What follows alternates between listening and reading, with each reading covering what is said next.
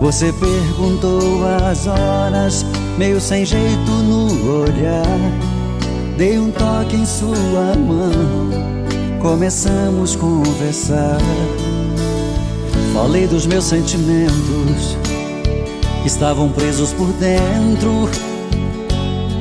Eu queria só um minuto lhe falar.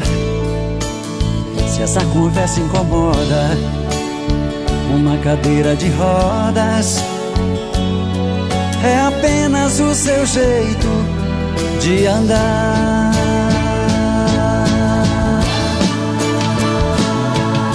Mas isso não me faz um grande perdedor, nem tampouco estou fora de forma.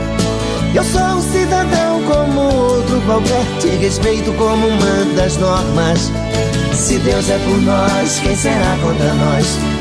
Você vai ter que entender.